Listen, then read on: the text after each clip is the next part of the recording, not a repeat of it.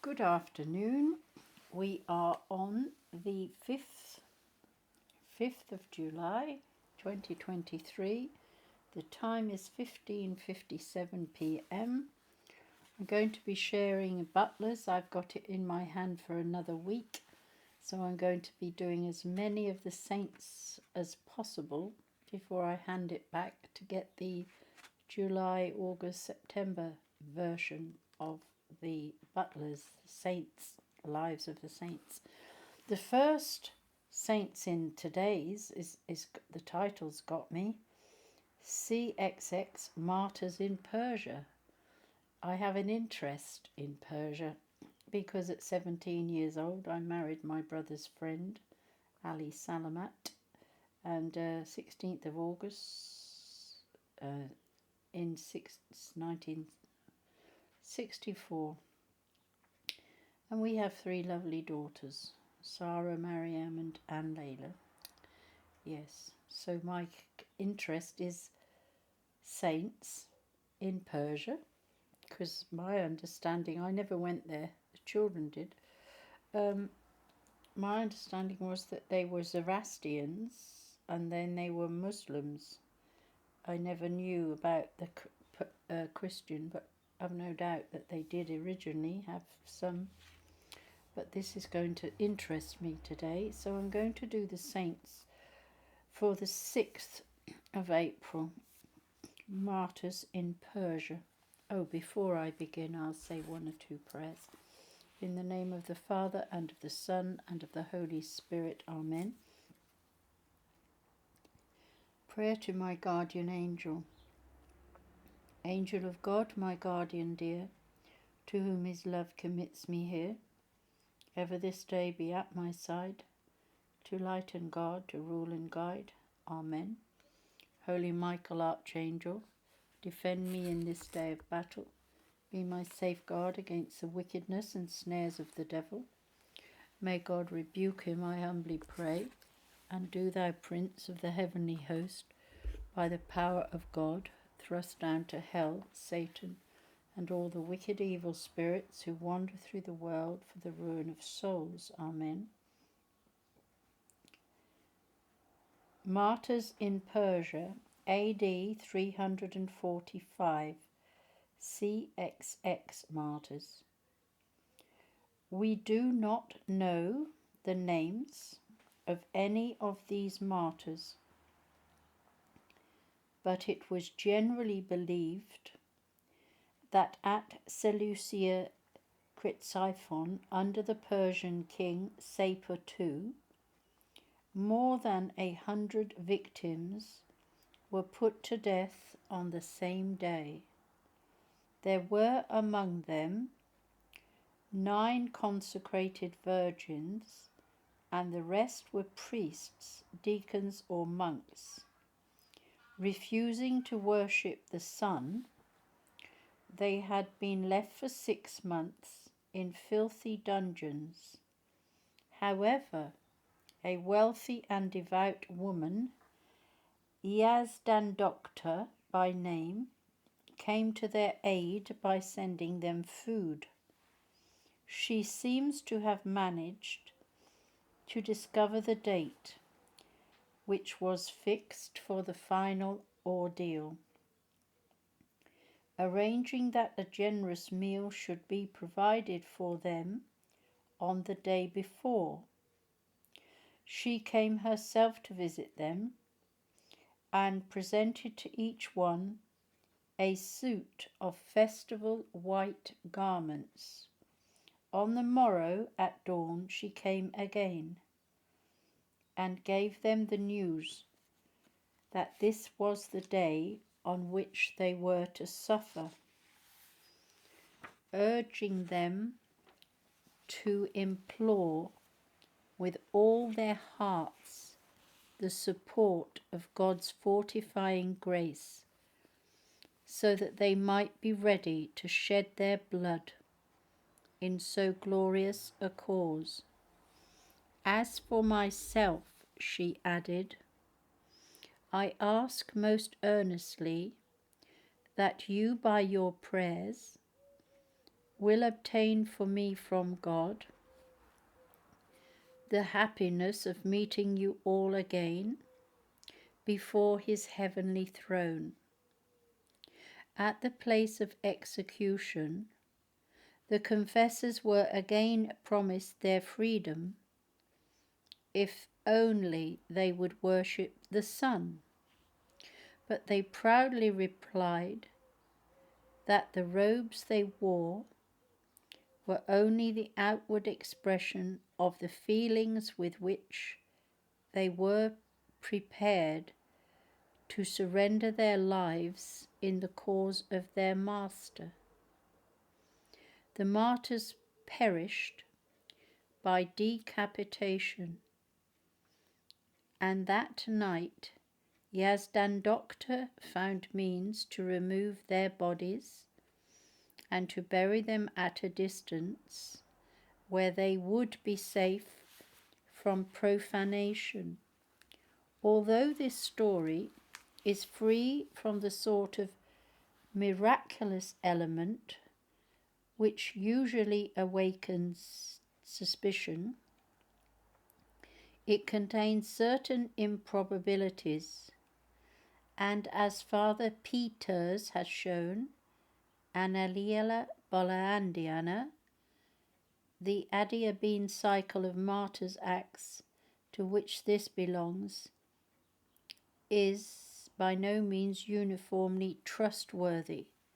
The Syriac text was first published by E. Assessmani in his Acta Martyrum Orientalium, page 100, and it has also been edited by Bedjan without a translation. The early Greek versions of the same acts have been edited by Delahaye in the Patrilineae Orientalis, French translation in H. Leclerc, Les Martyrs. That's the only information, but isn't that amazing? So I understood Zoroastrian was fire worship, but maybe it had something to do with the sun as well, but that was one of their earliest religions. They have more than one. The next saint is Saint Marcellinus, martyr, AD 413. Several of the works of Saint Augustine, including his great book on the City of God, are dedicated to his friend Marcellinus, Secretary of State to the Emperor Honorius. Moreover, we still have the encomiums upon Saint Marcellinus pronounced by Saint Augustine and Saint Jerome after his martyrdom. In the year 409, the emperor had granted liberty of public worship to the Donatists, an ultra-Puritan party in the church, who refused to readmit to communion penitents who, after baptism, had fallen into mortal sin, and especially those who had failed in time of persecution. The Donatists in North Africa had taken advantage of this permission to oppress and ill-treat the Orthodox who appealed to the emperor. Marcellinus was sent to Carthage to preside over a conference of Catholic and Donatist bishops and to act as judge. After a 3 days parley, he decided against the Donatists, whose privileges were revoked and who were ordered to return to the communion of their Catholic brethren. It fell to the lot of Marcellinus and of his brother Apringius to enforce the decision, and they proceeded to do so with a severity which the Roman law justified, but which, it must be admitted, drew upon them remonstrances from St. Augustine. In revenge, the Donatists accused them of being implicated in the rebellion of Heraclian, and the general Marinus, who was dealing with the insurrection, cast them both into prison. St. Augustine, who visited them in their captivity, tried in vain to save them. They were taken from prison and executed without a trial. The emperor afterwards severely censured Marinus and vindicated Marcellinus as a man of glorious memory. His name was added to the Roman martyrology by Cardinal Baronius. The next saint is Saint Celestine I, Pope, AD 432. In the Roman martyrology, the commemoration of this pope, which formerly occurred on April the 6th, has been transferred to July the 27th, the day of his death.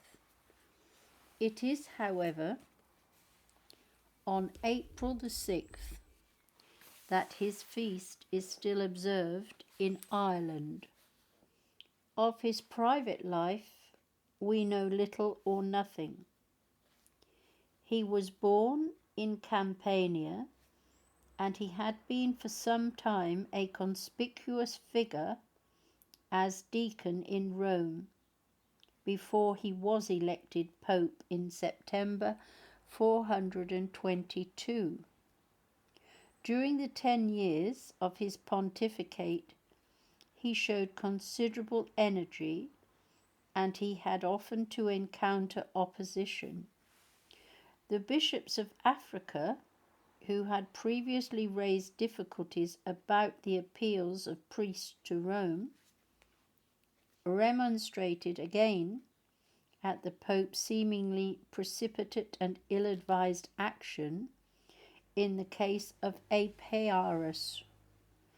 It seems certain that St. Augustine, in particular, entertained for Celestine an affectionate veneration which is conspicuous in his letters. In counteracting the heretical movements of his time, notably in the measures taken against Pelagianism and against Nestorius, Celestine acted vigorously. A council held at Rome in 430 may be regarded as a preliminary to the ecumenical assembly at Ephesus, and to this last vitally important gathering he dispatched 3 legates of high standing to represent the Apostolic See. He encouraged St. Germanus of Auxerre to make vigorous opposition to the spread of Pelagianism, and wrote himself a tractate of dogmatic importance dealing with the heresy in a more diluted form, known as semi-Pelagianism. We may trace to him the germs of the recognition of the divine office as an obligation incumbent upon all clergy of the higher ranks, there seems little likelihood that it was Pope Celestine who sent St. Patrick to Ireland, but he must have had the spiritual needs of that country in his thoughts, for he commissioned Palladius to minister there to the people who already believed in Christ, just before St. Patrick began his great work. The next saint is Saint EUTYCHIUS, Patriarch of Constantinople, AD 582.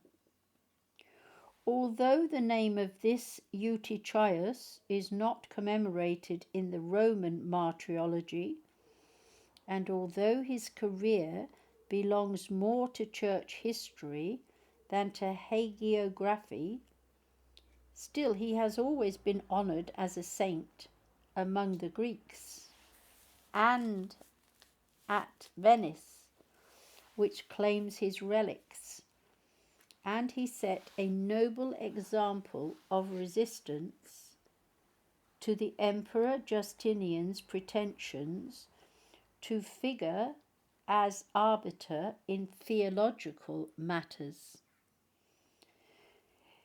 Eutychius became a monk at Amasia in Pontus, having previously been ordained priest, and in 552 he was sent to Constantinople as the representative of his bishop. He there attracted the notice of Justinian, who on the death of the Patriarch Menes had Eutychius consecrated in his place. At the Fifth Ecumenical Council, it doesn't say ek, it says ok, so I've no idea whether they've just mistyped it, which met at Constantinople in 553.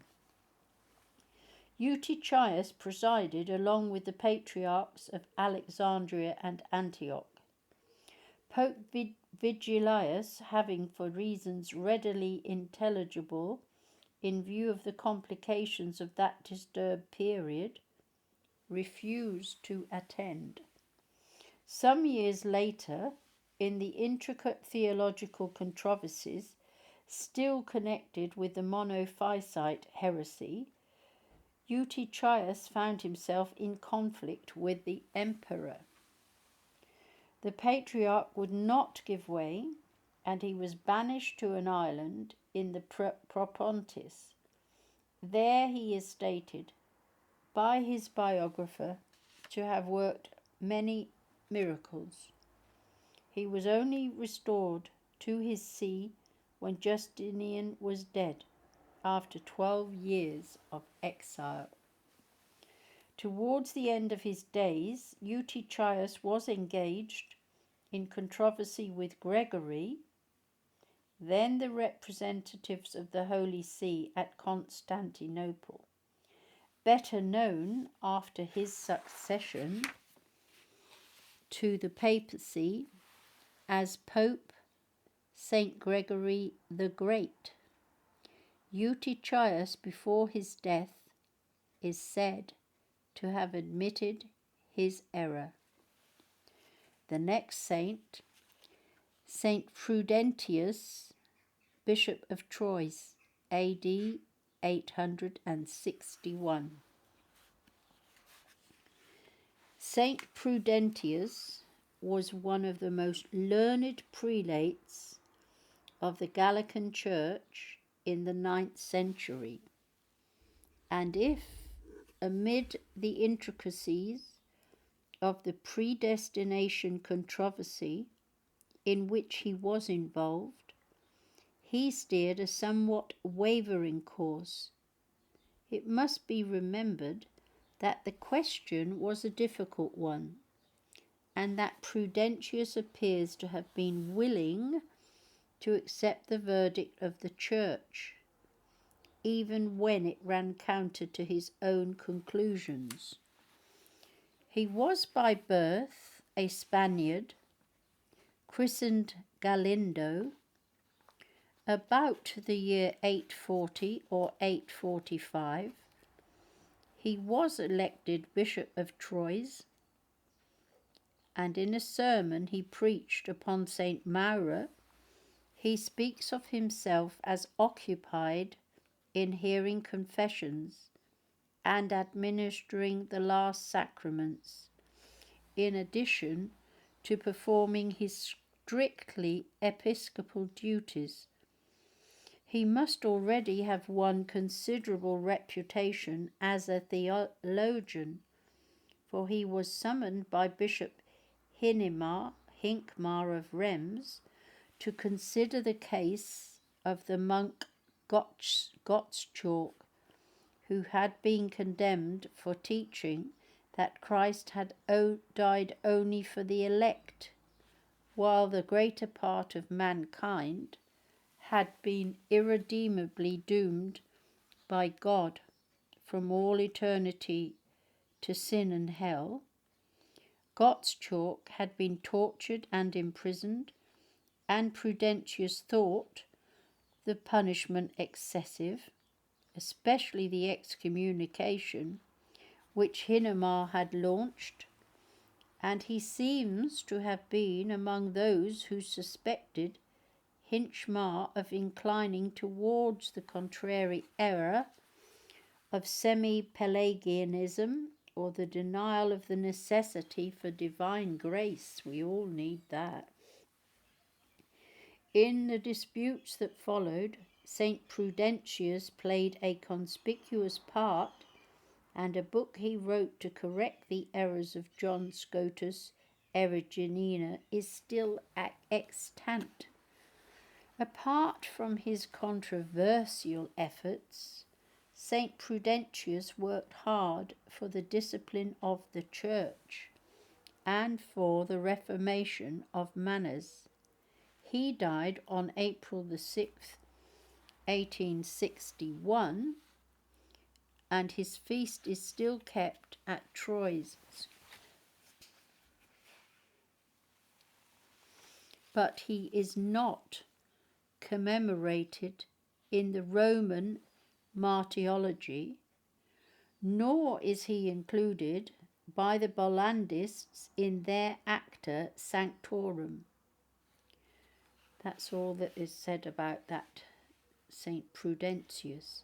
We're now going to look at Blessed Notker Balbulus, AD 912. In the days when Grimoald was abbot of St. Gall, the parents of Blessed Notker placed their young son in its school. The boy was delicate, with an impediment of his speech, from which he derived his nickname of Balbulus, and he seems to have been already what the monk Eckhard IV described him to have been in later life. Weakly in body, but not in mind, stammering of tongue, but not of intellect, pressing forward boldly in things divine, a vessel filled with the Holy Ghost, without equal in his time. With his companions and lifelong friends, Tutillo and Radpert, he studied music under Marcellus the Irishman, and the trio afterwards did much to develop the singing school of St. Gall, which had hitherto mainly confined itself to trying to maintain, north of the Alps, the form of ecclesiastical music as used in Rome. They were all three professed and afterwards taught in schools. Notker was also librarian and guest master.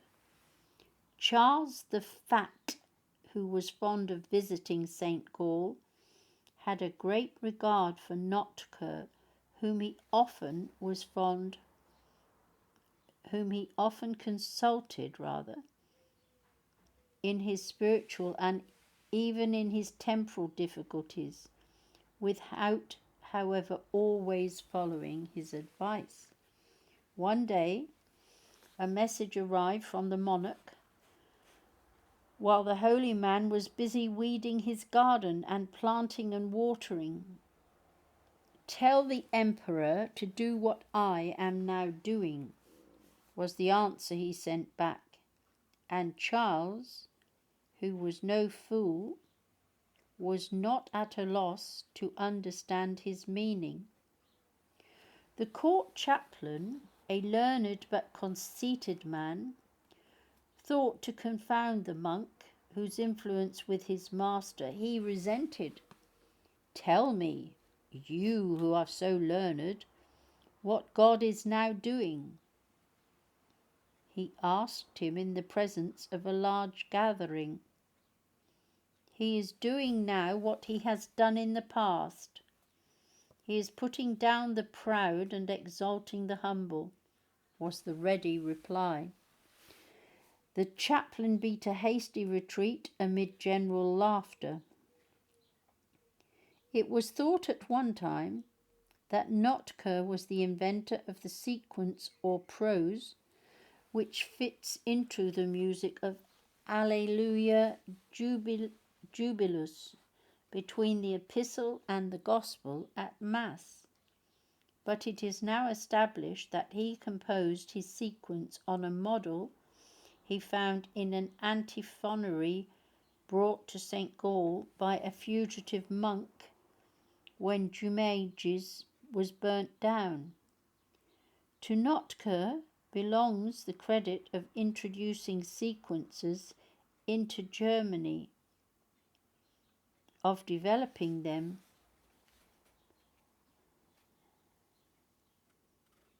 and of composing some 38 or more original ones of his own. His other works comprise a martyrology, some hymns, and the completion of Chambert's Chronicle. A metrical biography of St. Gall is also attributed to him, as well as the Gesta Caroli Magni by an anonymous monk of St. Gall. But as there were several other monks there of the same name of Notker, who also were writers, it is extremely difficult to allocate the works which became connected with their name. So greatly was blessed Notker beloved that for a long time after his death, in 912, his brethren could not speak of him without tears. His cultus was confirmed in 1512. The next saint, it's going on forever this, is St. William of ESKILL, Abbot, AD 1203. On this day, the Roman Martyrology mentions the death in Denmark of St. William, famous for his life and miracles. He was born about 1125 at Saint Germain, Crépy-en-Valois, and became a canon of the Collegiate Church of Saint Genevieve in Paris.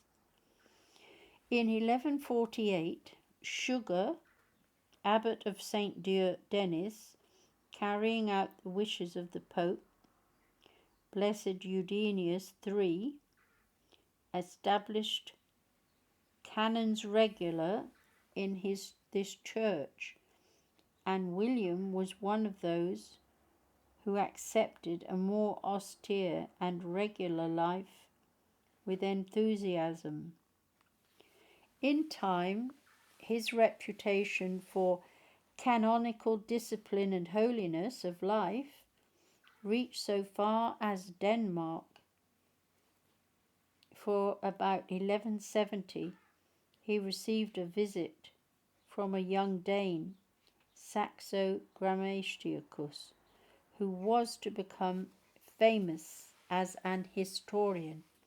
Saxo had been sent by the Bishop of Roskilde, Absalom or Axel, to invite William to undertake the restoration of discipline in the monastic houses of his diocese. William agreed and began his labours with the canons regular at ESKILL on the Isa Fjord, where his delicate task was successfully carried out, but only after a hard struggle. His so-called, I have to pick the book up, his so-called canons regular followed no rule, kept no enclosure, and observed no discipline. 2 of them he was obliged to expel, but gradually by patience he won over the rest to a stricter life.